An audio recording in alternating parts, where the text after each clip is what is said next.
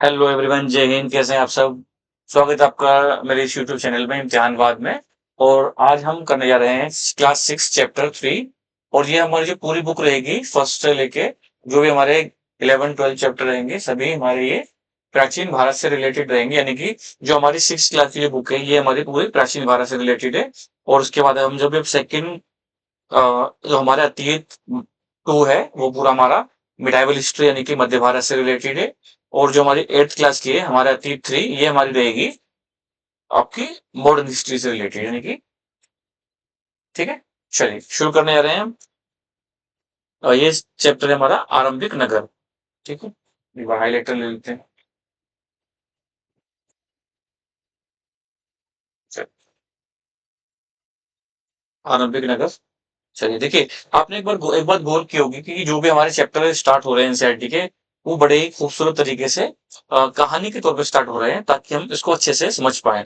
और आपको ना दोस्तों समझने पे फोकस करना है, अभी है ना, रटना नहीं है। केवल समझने पे फोकस करना है। जब आप समझेंगे तो चीजें अपने आप ही याद होने लग जाएंगी। ठीक है, चलिए। पुराने भवन का संरक्षण। ठीक है। जसपाल और हरप्रीत अपने घर के पास की गली में क्रिकेट खेल रहे थे।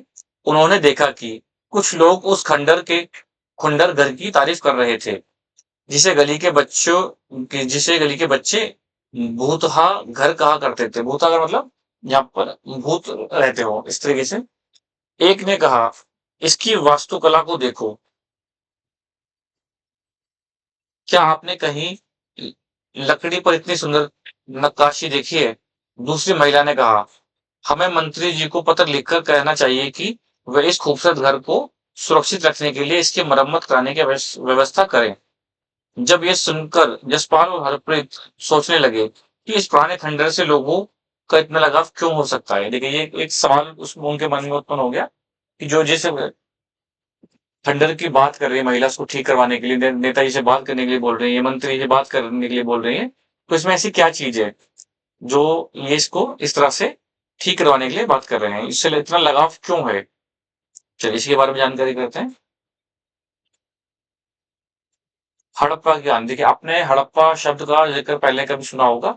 और आने वाले जितने भी आप हिस्ट्री पढ़ेंगे, जो आपकी एंशियंट हिस्ट्री होगी प्राचीन काल में, आप हड़प्पा का नाम कई बार सुनेंगे। अक्सर पुरानी इमारत अपनी कहानी बताती है। लगभग 150 साल पहले जब पंजाब में पहली बार रेलवे लाइन बिछाई जा रही थी, तो इस काम में जुटे इंजीनियरों को अचानक हड़प्पा पुरा स्थल दिखे। हड़प्पा इसका नाम है, पुरा स्थल यानी कि पुराना जो स्थल है ये मिला, जो आधुनिक पाकिस्तान में है। यानी कि अभी वो पाकिस्तान में, जब 1947 से जब पहले बंटवारा नहीं हुआ था तो उस टाइम पे ये भारत का पार्ट हुआ करता था। उन्होंने सोचा कि यह ऐसा खंडर है जो जहां से अच्छी ईंटें मिलेंगी। ये देखिए, यहाँ से अच्छी ईंटें मिल रही है ना। ये सोचकर वे हड़प्पा के खंडरों से हजारों ईंटें उखाड़ ले गए, जिससे उन्होंने रेलवे लाइन बिछाई। इससे कई इमारतें पूरी तरह नष्ट हो गई। यानी कि पूरी इमारतें नष्ट हो गई, तो कई इमारतें। इसके बाद लगभग 80 साल पहले पुरातत्वविदों ने इस स्थल को ढूंढा और तब पता चला कि खंडर उपमहाद्वीप के सबसे पुराने शहरों, देखिए पुराने सबसे पुराने शहरों में से एक है। चूंकि इस नगर की खोज सबसे पहले हुई थी, इसलिए बाद में मिलने वाले इस तरह के सभी प्रस्थलों में जो इमारतें और चीजें मिली उन्हें हड़प्पा सभ्यता की इमारत कहा गया। इन शहरों का निर्माण लगभग 47 साल पहले हुआ। देखिए, इसको क्या गया, हड़प्पा सभ्यता का नाम क्यों पड़ा इसका? क्योंकि सबसे पहले जो क्षेत्र जिसकी खुदाई की गई थी, जिस एरिया की खुदाई की गई थी, उस स्थल का नाम था हड़प्पा, जो हड़प्पा क्षेत्र से मिला था, इसलिए उसका नाम ही हड़प्पा सभ्यता पड़ गया। चलिए नेक्स्ट करते हैं।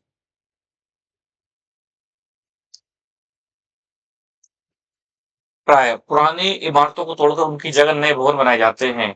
तुम्हें क्या लगता है कि पुराने इमारतों को सुरक्षित रखना चाहिए? इन नगरों की विशेषता क्या थी? देखिए, अब हम इन नगरों की विशेषता जान लेते हैं। इन नगरों में से कई दो या दो से ज्यादा हिस्सों में विभाजित किया गया था। प्राय पश्चिमी भाग छोटा था, यानी देखिए पश्चिम भाग छोटा था लेकिन ऊंचाई पर बना हुआ था। देखिए ये ना आप इसको नोट करिएगा। पश्चिमी भाग जो था छोटा था लेकिन ऊंचाई पर बना था, और पूर्वी हिस्सा बड़ा था। देखिए पूर्वी हिस्सा बड़ा है लेकिन निचले इलाके में था। देखिए डिफरेंट देख रहे हैं आप। पश्चिमी भाग छोटा था और ऊंचाई पे बना हुआ है, पूर्वी हिस्सा बड़ा है लेकिन निचले इलाके में था। देखिए इनसे जो समाज में जो विभेद है उसका पता चल रहा है। ठीक है, ऊंचाई वाले भाग को पुरातत्वविदों ने नगर दुर्ग कहा। देखिए ये आया इसके लिए क्या पढ़ा है, ऊंचाई पर जो भाग है उसके लिए उसको नगर दुर्ग कहा गया, और निचले हिस्से को निचला नगर कहा गया। देखिए ये आराम से याद कर सकते हैं, निचला हिस्सा निचला नगर, और जो ऊंचाई पर बना था, और जो ऊंचाई पर बना उसको उसको क्या कहा गया, उसको नगर दुर्ग कहा गया। दोनों हिस्सों की चार दीवारियां पक्की ईंटों की बनाई जाती थी। देखिए पक्की ईंटों का भी प्रयोग हो रहा है इसमें, है ना।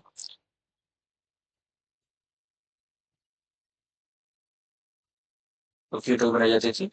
इसकी ईंटें इतनी अच्छी पकी थी कि हजारों सालों बाद आज तक इन उनकी दीवारें खड़ी रही, यानी कि वो इतनी स्ट्रॉन्ग, इतनी अच्छी तरह से पकी हुई थी, तो आज भी कई हजारों साल पहले भी खड़ी है और अच्छी अवस्था में है। दीवारें बनाने के लिए ईंटों की चिनाई इस तरह से करते थे कि दीवारें खूब मजबूत रहे। ठीक है, मजबूती का पूरा ध्यान रखा गया है। कुछ नगर कुछ नगरों के नगर दुर्ग में कुछ खास इमारतें बनाई गई थी, लेकिन जो नगर दुर्ग है उसमें कुछ खास इमारतें बनाई गई हैं। मिसाल के तौर पर मोहनजोदड़ो, देखिए एक नया बनाया गया, मोहनजोदड़ो में खास तालाब बनाया गया। देखिए तालाब कहाँ बनाया जा रहा है, मोहनजोदड़ो में, जिसे पुरातात्विदों ने महास्नानागार कहा गया। जो बड़ा तालाब है उसको क्या बोल रहे हैं, ये क्या नाम दिया इन्होंने, पुरातात्विदों ने महास्नानागार। इसके तालाब को बनाने में ईंट और प्लास्टर का इस्तेमाल किया गया है। देखिए ईंट और प्लास्टर का इस्तेमाल किया गया है इसमें।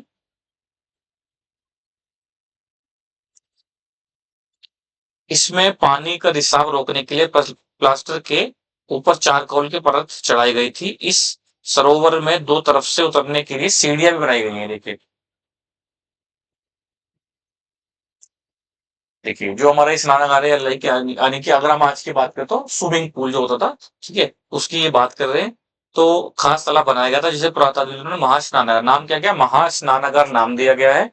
इस तालाब को बनाने में ईंटों और प्लास्टर का इस्तेमाल किया गया है। इसमें पानी के रिसाव रोकने के लिए प्लास्टर के ऊपर चारकोल की भी परत चढ़ाई गई है। इस सरोवर में दो तरफ से उतरने के लिए सीढ़ियां बनाई गई हैं। ठीक है, और चारों ओर कमरे बनाए गए थे। उसमें भरने के लिए पानी कुएं से निकाला जाता था, उपयोग के बाद इसे खाली भी कर दिया जाता था। शायद यहाँ विशिष्ट नागरिक विशेष अवसरों पर स्नान किया करते थे। देखिए विशिष्ट नागरिक विशेष अवसरों पर स्नान किया करते थे। कालीबंगा और लोथल जैसे अन्य नगरों में अग्नि कुंड मिले हैं। जो अग्नि कुंड मिले कहाँ से मिले, देखिए ये भी आप नोट करिए। लोथल और कालीबंगा से अग्नि कुंड मिले हैं, जहाँ संभवतः यज्ञ किए जाते होंगे, है ना। संभावना है कि वहां पर यज्ञ किए जाते होंगे। हड़प्पा, मोहनजोदड़ो और लोथल जैसे कुछ नगरों में बड़े बड़े भंडार गृह भी मिले हैं। देखिए बड़े बड़े भंडार गृह भी मिल रहे हैं, यानी कि अगर हम एक बार ये बात करें, देखिए आप इसमें गौर करेंगे, ये सभी चीजें शहरी जीवन से रिलेटेड हैं, यानी कि ये शहरी सभ्यता की ओर ध्यान आकर्षित कर रहे हैं। जितनी भी चीजें हैं यहाँ पे, महान स्नानागार हो गया, भंडार गृह हो गया, घरों की बनावट अच्छी है, ईंटें बड़ी अच्छी गुणवत्ता में बनी हुई है। ठीक है, और देखिए यहाँ पर आप देखिए, और देखिए यहाँ पे ना नगर में चिंतन, देखिए मोहनजोदड़ो कहाँ पर है, ये सिंधु नदी है। ठीक है, सिंधु नदी के पास मोहनजोदड़ो है। ठीक है, ये चंद्रदड़ो, तो ये नाम नहीं, आप ये एक बार उसको मैप भी देखिए अच्छे तरीके से। ये हमारी सिंधु नदी आ रही है। अब ये सिंधु नदी के जो राइट साइड में है ये हो गया आपका मोहनजोदड़ो, यानी कि पश्चिमी तरफ, और ये पूर्वी तरफ क्या है, चंद्रद्रोह। ठीक है, सोत का कोव, और देखिए धोलावीरा, और ये सूदकोट का, तो देखिए ये आ गया हमारा लोथल। लोथल, ठीक है, ये सारा जो ये है इलाका हमारे आज का गुजरात का इलाका है ना। ये हमारा गुजरात के इलाके में क्या आ रहा है, धोलावीरा, सूदकोट का, लोथल, और देखिए ये आ गया आपका कालीबंगा जो राजस्थान का इलाका है, राखीगढ़ी आ गया। ठीक है, हड़प्पा आ गया तावी नदी के पास, है ना, ये पंजाब वाला रीजन हो गया। ठीक है, झेलम, चिनाब, ये सारी नदियां हैं।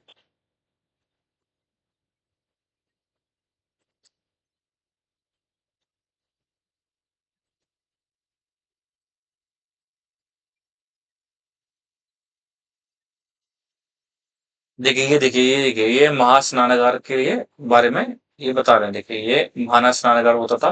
देखिए ये सीढ़ी आ रही है। देखिए ये एक सीढ़ी रस्सी आ जा रही है।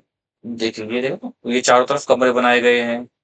इस तरह से ये प्राचीन काल में स्विमिंग पूल हुआ करते थे। भवन, नाले और सड़कें।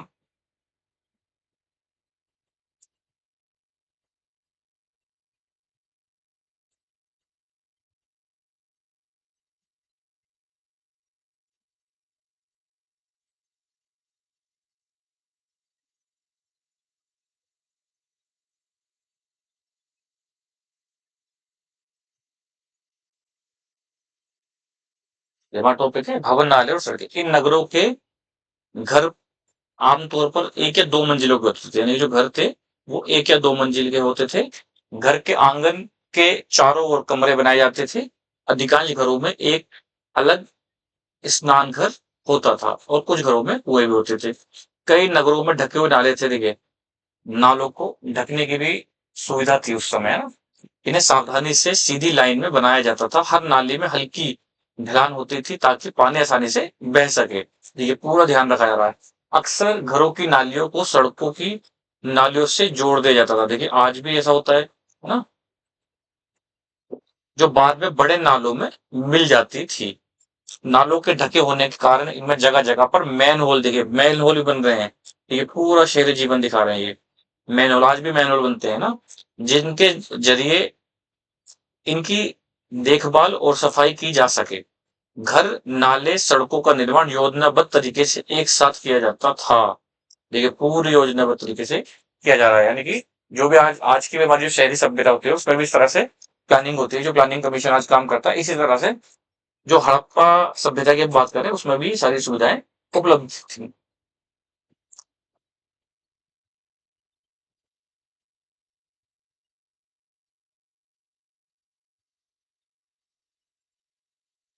नगरीय जीवन, नेक्स्ट टॉपिक हमारा नगरीय जीवन। हड़प्पा के नगरों में बड़ी हलचल रहा करती होगी। यहाँ पर ऐसे लोग रहते होंगे जो की खास इमारतें बनाने की योजना में जुटे रहते थे। संभवतः यहाँ के शासक थे। देखिए शासक वर्ग का जिक्र अभी हो रहा है, पहले इससे पहले जिक्र नहीं हुआ। यह भी संभव है कि ये शासक लोगों को भेजकर दूर दूर से धातु, बहुमूल्य पत्थर और अन्य उपयोगी चीजें मंगवाते थे। शायद शासक लोग खूबसूरत मनकों, सोना चांदी से बने आभूषणों की भविष्य मनकों तथा सोने चांदी से बने आभूषणों जैसी कीमती चीजों को अपने पास रखते होंगे। इन नगरों में लिपिक भी होते थे जो मोहरों पर लिखते थे और शायद अन्य चीजों पर भी लिखते होंगे जो बच नहीं पाई है। इसके अलावा नगरों में शिल्पकार, स्त्री पुरुष भी रहते थे। देखिए भी शिल्पकार भी इसमें आ रहे हैं ना, लिपिक भी आ गए, शिल्पकार भी आ गए, मनक बनाने वाले भी आ गए। जो अपने घरों या किसी उद्योग स्थल पर तरह तरह की चीजें बनाते होंगे। लोग लंबी यात्राएं भी करते थे और वहां से उपयोगी वस्तुएं लाते थे और साथ ही लाते थे सुदूर देशों की किस्से कहानियां।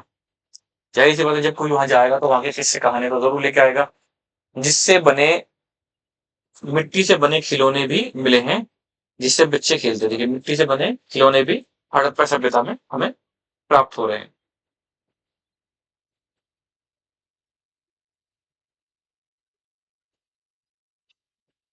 देखिए ये आप देख सकते हैं। देखिए ये चित्र दिखाए गए हैं।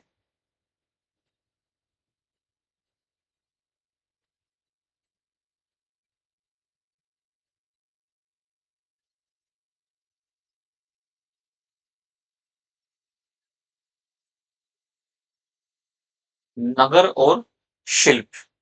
देखिए नगर और शिल्प के बारे में बता रहे हैं अभी। आओ अब कुछ ऐसी चीजों के बारे में अध्ययन करें जो हड़प्पा के नगरों से प्राप्त हुई है।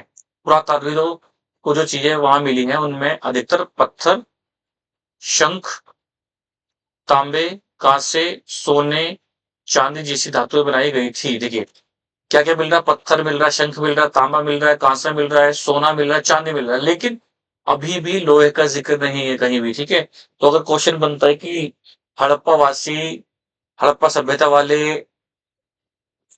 लोहे से परिचित थे या नहीं थे, तो सीधा सीधा नहीं थे वो लोग परिचित। ठीक। तांबे और कांस्य के औजार, हथियार, गहने और बर्तन बनाए जाते थे। सोने और चांदी से गहने और बर्तन बनाए जाते थे। यहाँ मिली सबसे आकर्षक वस्तु में है क्या क्या, मन के बाट और फलक है। हड़प्पा के लोग हड़प्पा सभ्यता के लोग पत्थर की मोहरें बनाते थे। पत्थरों की मोहरें देखिए बन रही हैं। इन आयताकार, पृष्ठ 27, मोहरों पर सामान्यतः जानवरों के चित्र मिलते थे। देखिए, मोहरों पर जानवरों के चित्र मिलते हैं। देखिए क्वेश्चन बनता है अगर कि मोहरों पर जानवरों के चित्र मिलते थे, तो यस मिलते थे।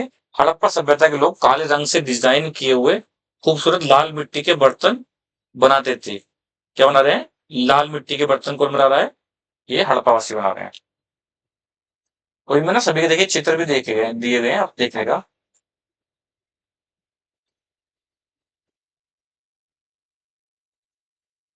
अध्याय 2 में हम तुमने जिन गांवों के बारे पढ़ा, वहां भी धातु का उपयोग होता था।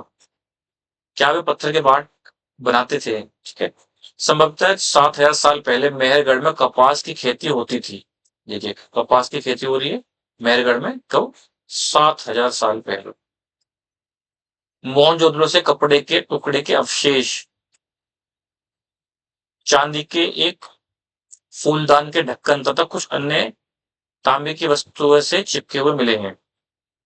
पकी मिट्टी तथा फेस से बनी तकलियां सूत कताई का संकेत देती हैं।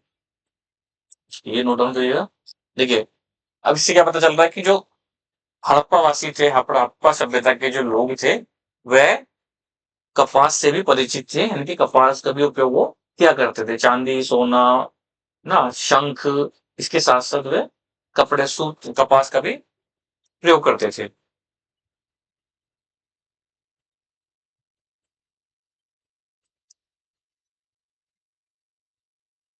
इनमें से अधिकांश वस्तुओं का निर्माण विशेषज्ञों ने किया था। विशेषज्ञ उसे कहते हैं जो किसी खास चीज को बनाने के लिए खास प्रशिक्षण लेता है, जैसे पत्थर तराशना, मन के चमकाना या मोहरों पर पच्चीकारी करना। देखिए ये देखिए मोहरों पर पच्चीकारी करना। पृष्ठ 28 पर चित्र देखो कि मूर्ति का चेहरा कितने आकर्षक ढंग से बनाया गया है और उसकी दाढ़ी कितने अच्छी तरीके से दर्शाई गई है। यह किसी विशेष मूर्तिकार का ही काम हो सकता है। देखिए जो ऊपर भी आपने मूर्ति देखी थी, ये इसके बारे में बात कर रहे हैं। अभी जो आपने एक मूर्ति देखी थी,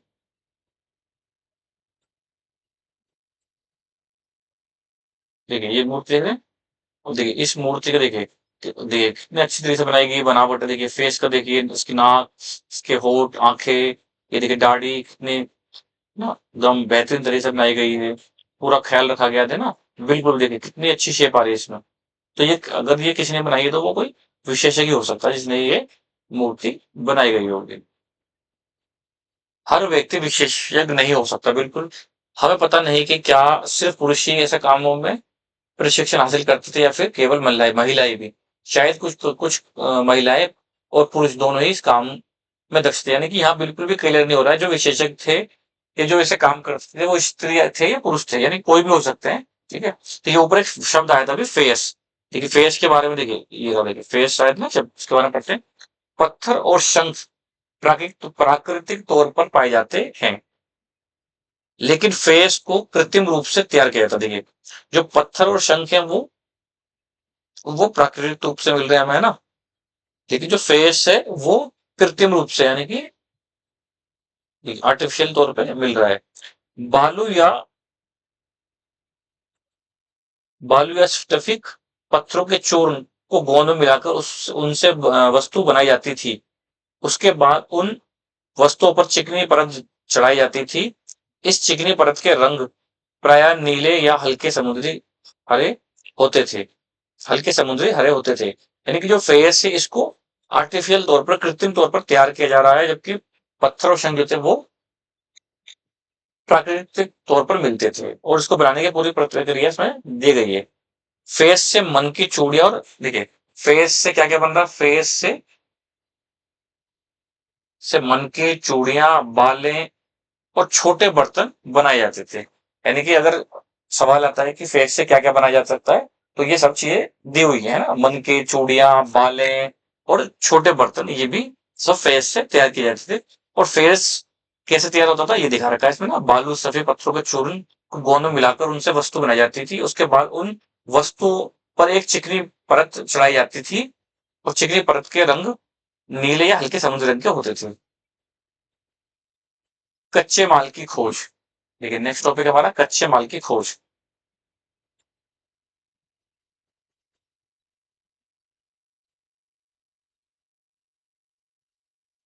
कच्चे माल की खोज में कच्चे माल उन पदार्थों को कहते हैं जो प्राकृतिक रूप से मिलते हैं या फिर किसान या पशुपालक उनका उत्पादन करते हैं। यानी कि कच्चे माल किसे बोल रही है, जो प्राकृतिक रूप से मिल रहे हैं या किसान या पशुपालक उनका उत्पादन करते हैं। जैसे लकड़ी या धातु के अयस्क प्राकृतिक रूप से उपलब्ध कच्चे माल है। इनमें इनसे फिर कई तरह की चीजें बनाई जाती है। मिसाल के तौर पर किसानों द्वारा पैदा किए गए कपास को कच्चा माल कहते हैं, जिसे बाद में कताई बुनाई करके कपड़ा तैयार किया जाता है। हड़प्पा में लोगों को कई चीजें वहीं मिलती थी, लेकिन तांबा, लोहा, सोना, चांदी और बहुमूल्य पत्थर जैसे पदार्थों का वे दूर दूर से आयात करते थे। ठीक है, वो आयात करते थे। यानी कि कच्चे माल, वो उस कच्चे माल की अगर हम परिभाषा को समझें, तो मिसाल के तौर पे जिस भी चीज से कोई दूसरी चीज बनाई जा सकती है वो कच्चे माल की श्रेणी में आता है। जैसे कपास से कपड़ा बनाया जाता है, अयस्क से जो सोने के अयस्क हैं, चांदी के अयस्क से, इनसे सोना, चांदी, तांबा, लोहा सब तैयार किया जाता है। अब देखिए क्या हम आयात कर रहे हैं, इसका मतलब हमारा व्यापार भी चलता था बाहर देशों से। हड़प्पा के लोगों हड़प्पा के लोग तांबे का आयात संभवतः आज के राजस्थान से करते थे। यानी कि जो तांबा कहाँ से आयात हो रहा है, ये राजस्थान से हो रहा है। ठीक है, यहाँ तक कि पश्चिमी एशियाई देश ओमान से भी तांबे का आयात किया जाता था। देखिए उस समय में भी बाहर देश से आयात किया जा रहा है। यानी कि तांबा का जो आयात हो रहा है, अगर हम भारत की बात करें तो राजस्थान से हो रहा है, और अगर हम भारत से बाहर की बात करें तो ओमान से किया जा रहा है। कांसा बनाने के लिए तांबे के साथ मिलाई जाने वाली धातु टिन का आयात आधुनिक ईरान से और अफगानिस्तान से किया जाता था। यानी कि कांसा किससे बन रहा है, कांसा बन रहा है तांबे के साथ। कांसा जो बन रहा है वो तांबे के साथ। देखिए ना, कांसा बनाने के लिए तांबे के साथ टिन का उपयोग हो रहा है, क्योंकि तांबा और टिन से बन रहा है कांसा, और इसका आयात कहां से हो रहा है, अफगानिस्तान और ईरान से हो रहा है। सोने का आयात आधुनिक कर्नाटक और बहुमूल्य पत्थर का आयात गुजरात, ईरान, अफगानिस्तान से किया जाता था। यानी कि जो आपका सोने का जो आयात हो रहा है वो कर्नाटक से हो रहा है। ठीक है, और जो पत्थर का आयात हो रहा है, बहुमूल्य पत्थर का आयात हो रहा है, वो हो रहा है गुजरात से, और भारत के बाहर ईरान ईरान और अफगानिस्तान से। ठीक है, हमारा जो ज्यादातर व्यापार रहा है वो पश्चिम की तरफ से रहा था, जिसमें ईरान और अफगानिस्तान का नाम आप ज्यादातर सुनेंगे। नगरों में रहने वालों के लिए भोजन। लोग नगरों के अलावा गांवों में भी रहते थे। ठीक है, नगरों के अलावा गांवों में लोग रह रहे हैं, वे अनाज उगाते थे और जानवर पालते थे। किसान और चरवाहे ही शहरों में रहने वाले शासकों, लेखकों और दस्तकारों को खाने के सामान देते थे। पौधों के अवशेषों से पता चलता है कि हड़प्पा के लोग गेहूं, जौ, दाल, मटर, तिल, सरसों उगाते थे। ठीक है, जो हड़प्पा के जो लोग हैं क्या क्या उगा रहे हैं, वो गेहूं, जौ, दाल, मटर, धान, तिल, सरसों ये सब उगा रहे हैं। जमीन की जुताई के लिए हल का प्रयोग एक नई बात थी। हड़प्पा काल के लोग हल तो नहीं हड़प्पा काल के हल तो नहीं बच पाए हैं, क्योंकि वे प्राय लकड़ी से बनाए जाते थे, लेकिन हल्के आकार के खिलौने मिले हैं। देखिए जो हल्के आकार के खिलौने मिले, इससे ही पुरातात्विदों ने एक अंदाजा लगाया कि उस टाइम पर हल का जो आविष्कार हो चुका था, और हल का प्रयोग हड़प्पा वासी खेती के लिए करते थे। और क्योंकि वो लकड़ी के थे इसलिए ज्यादा दिन बच नहीं पाए, लोहे का उत्पादन हो नहीं पाया था उस टाइम पे। इस क्षेत्र में बारिश कम होती है, इसलिए सिंचाई के लिए लोगों ने कुछ तरीके अपनाए होंगे। समृद्धि पानी का संचय। देखिए पानी का संचय उस टाइम भी लोग कर रहे हैं। जरूरत पड़ने पर उससे फसलों की सिंचाई की जाती है। देख रहे हैं, पानी का संचय कर रहे हो, फिर उसके बाद उसकी उससे सिंचाई भी कर रहे हैं खेतों की, क्योंकि पानी की थोड़ा शॉर्टेज रही थी उस टाइम पे। हड़प्पा के लोग गाय, भैंस, भेड़, बकरियां पालते थे। देखिए, घोड़े का जिक्र नहीं है अभी तक। गाय, भैंस, भेड़ और बकरी, ये चार चीज और भी जानवर पालते थे। बस्तियों के आसपास तालाब और चारागाह होते थे। ठीक है, बस्तियों के पास तालाब और चारागाह थे, लेकिन सूखे महीने में मवेशियों के झुंडों को चारा पानी तलाश में दूर दूर तक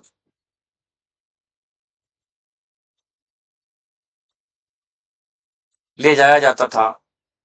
वे बेर जैसे फलों का इकट्ठा करते थे, मछलियां पकड़ते थे और हिरन जैसे जानवरों का शिकार भी करते थे। देखिए, एक जानवर आ गया हिरन। देखिए, हिरन का भी जिक्र आपको मिल गया यहाँ पे। देखिए, गाय, भैंस, बैल, उसके बाद में हिरन। गुजरात में हड़प्पा कालीन नगर का सूक्ष्म निरीक्षण। ठीक है, चलिए। कच्छ के इलाके में खदिर बेत के किनारे धोलावीरा नगर बसा था। देखिए, धोलावीरा कहाँ था, अभी हमने ऊपर मैप में भी देखा था। ये मिलता है आपको गुजरात के अंदर। वहां साफ पानी मिलता था और जमीन उपजाऊ थी। जहां हड़प्पा सभ्यता के कई नगर दो भागों में विभक्त थे, वहीं धोलावीरा को तीन भागों में बांटा गया था। देखिए, इसको नोट करिए, क्या कह रहा है ये। जहां हड़प्पा सभ्यता के कई नगर दो भागों में विभक्त थे, यानी कि विभाजित थे, वहीं धोलावीरा को तीन भागों में बांटा गया था। ठीक है, चलो, इसको नोट करिएगा, बहुत इंपॉर्टेंट है ये, यूपीएससी में भी कई बार पूछता है। इसके हर हिस्से के चारों ओर पत्थर की ऊंची ऊंची दीवार बनाई गई थी। इसके अंदर जाने के लिए बड़े बड़े प्रवेश द्वार थे। इस नगर में एक खुला मैदान भी था, जहां सार्वजनिक कार्यक्रम आयोजित आयोजित किए जाते थे। यहाँ मिले कुछ अवशेषों में हड़प्पा लिपि के बड़े बड़े अक्षरों को पत्थरों में खुदा पाया गया है। इन अभिलेखों को संभवतः लकड़ी में जड़ा गया था। यह एक अनोखा अवशेष है, क्योंकि आमतौर पर हड़प्पा के लोग मोहर जैसी छोटी वस्तुओं पर पाए जाते हैं। गुजरात की खंबात की खाड़ी में मिलने वाली साबरमती की एक उपनदी के किनारे बसा लोथल। देखिए, लोथल कहाँ है, गुजरात में। ऐसे स्थान में बसता जहाँ कीमती पत्थर जैसा कच्चा माल आसानी से मिल जाता था। यह पत्थरों, शंखों, धातुओं से बनाई गई चीजों का एक महत्वपूर्ण केंद्र था। इस नगर में एक भंडार गृह भी था। इस भंडार गृह के से कई मोहरें और मुद्रांकन मोहरबंदी गीली मिट्टी पर दबाने से बनी उनकी छाप मिले हैं। ठीक है, अब ये देखिए, धोलावीरा और लोथल कहाँ मिल रहा है आपको, ये गुजरात में है। देखिए, इसमें इसका चित्र भी दिया गया है। यहाँ पर एक इमारत मिली है, जहाँ संभवतः मनके बनाने का काम होता था।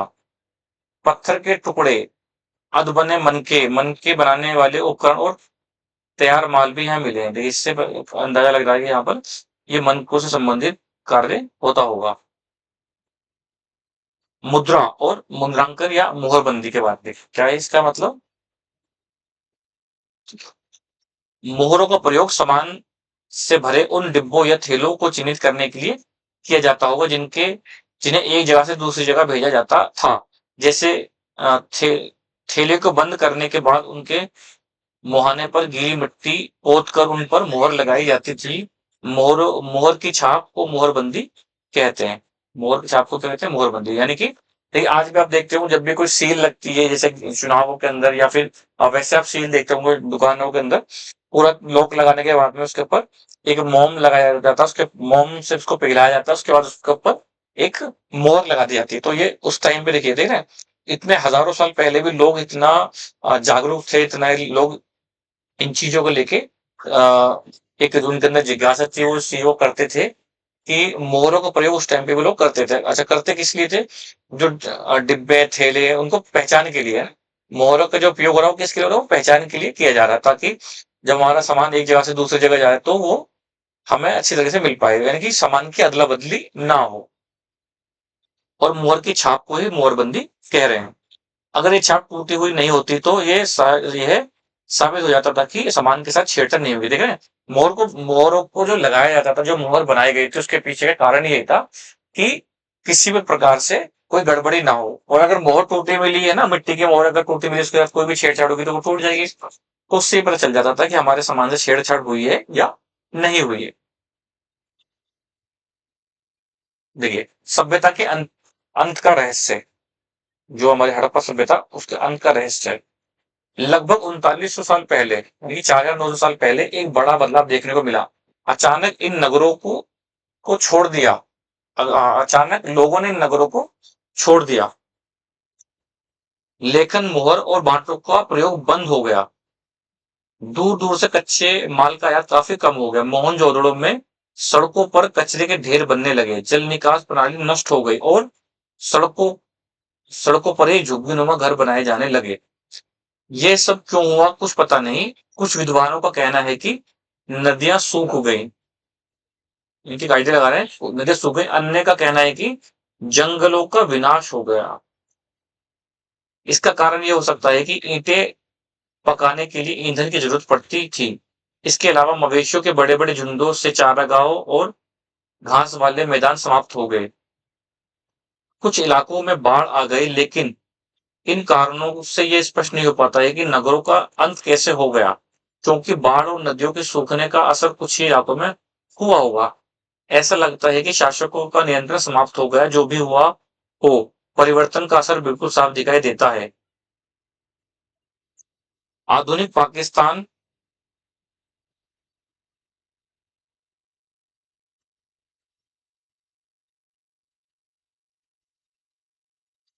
सिंध, पंजाब की बस्तियां उजड़ गई थी। कई लोग पूर्व और दक्षिण के इलाकों में नई और छोटी बस्तियां में जाकर बस गए। इसके लगभग 14 साल बाद नए नगरों का विकास हुआ। इनके बारे में तुम अध्याय 5 और 8 में पढ़ोगे। ठीक है। अब ये क्या बता रहे हैं कि अ, जो सभ्यता का अंत है, उसका जो अंदाज, जैसे उसमें क्या हुआ कि अ, झुग्गियां बसने लग गई है ना, जो जल प्रणाली थी वो नष्ट हो गई, जो नदियां थी वो सूख गई, बाढ़ आने लगे। तो इन सभी को देखते विद्वानों ने क्या करा कि उन्होंने एक आइडिया लगाया कि हो सकता है कि नदियां सूखने के कारण ये सभ्यता नष्ट होने लग गई होगी, या फिर जब आसपास के इलाकों से लोगों ने जो भी चीजें होंगी, जो जंगल थे उनका नष्ट हो गए होंगे, जो भी मवेशी थे वो चारा खा के उन्होंने सब कुछ समाप्त कर दिया गया होगा, तो उन्होंने एक इलाके से दूसरे इलाके में एक जाना आरंभ कर दिया होगा। तो ये सब एक आइडिया है, ठोस तरीके से नहीं कह सकते। बाकी इससे रिलेटेड आप आगे इन चीजों के बारे में और क्लियरली जान पाएंगे, क्योंकि जगह बस्ते उजड़ रही है, मतलब पूरी जो एक शहरी सभ्यता थी, शहरी सभ्यता था, सीधा वो एक ग्रामीण सभ्यता में तब्दील होती जा रही है।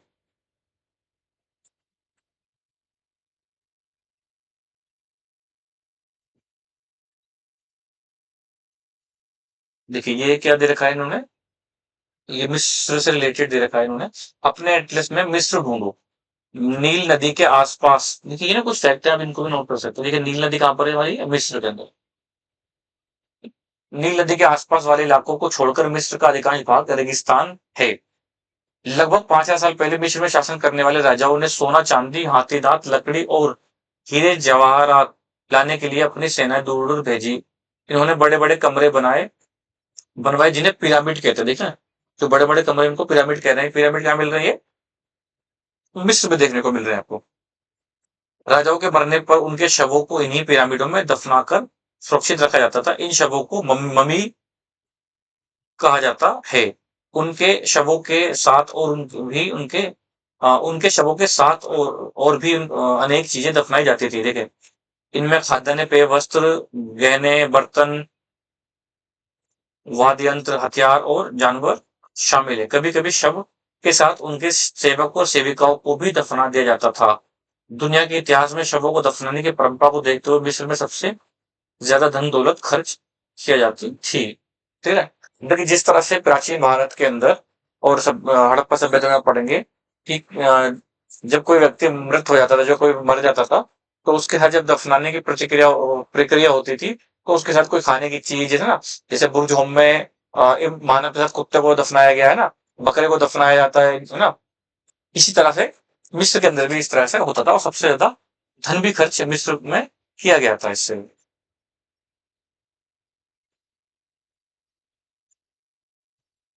देखिए, अब ये क्वेश्चन है, पुरातात्विकों को कैसे ज्ञात हुआ कि हड़प्पा सभ्यता के दौरान कपड़े का उपयोग होता होगा? ठीक है, अब देखिए इसका आप इसका सवाल कमेंट बॉक्स में आप दे सकते हैं, बहुत ईजी है। अभी आपने ऊपर पढ़ा है कि कैसे कैसे उनको पता चला था, ठीक है ना, किस तरह से उसके अवशेष मिले थे, किस चीज में उसमें लपेटे हुए थे, है ना।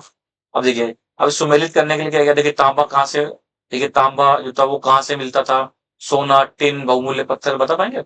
देखिए भाई ये आपको क्वेश्चन करने हैं, जैसे मैं चलिए ये बात आपको बता देता हूँ। देखिए जो ये हमारा तांबा था, ये हमारा राजस्थान से आता था, है ना। सोना कहाँ से आता था, सोना हमारा कर्नाटक से आ रहा है ना, ठीक है। और ये देखिए बहुमूल्य पत्थर, ये कहाँ से आ रहा है ना, ये हमारा गुजरात से आ रहा है ना। और ये टिन कहाँ से आ रहा है, ये अफगानिस्तान से आ रहा है ना। इस तरह से आपने इन क्वेश्चंस को भी करके देखिएगा एक बार, है ना। चलिए अभी हमारा चैप्टर यहाँ समाप्त हुआ। और जिस तरह मैंने पहले आपको जो पहले हमने 2 चैप्टर किए थे उससे रिलेटेड मैंने दिखाया था आपको कैसे स्टेट पीसीएस के अंदर बीपीएससी में, है ना, उत्तराखंड पीसीएस में क्वेश्चन आते हैं, ये ना। तो मैं ऐसे आपको समय समय पर दिखाता रहूंगा कि एनसीईआरटी क्यों इंपॉर्टेंट है आपके लिए और किस तरह से इसमें सवाल बनते हैं वो आपको मैं बिल्कुल दिखाऊंगा। ओके, चलिए आज के लिए इतना ही। और जो भी आपकी क्वेरी होगी वो आप कमेंट बॉक्स में पूछेगा। और इससे रिलेटेड अगर आपको शॉर्ट नोट चाहिए, हिंदी इंग्लिश दोनों में मैं प्रोवाइड कर दूंगा आपको, मुझे आप कमेंट बॉक्स में बताइएगा अगर आपको चाहिए तो। चलिए, जय हिंद, जय भारत, शब बखैर, बाय।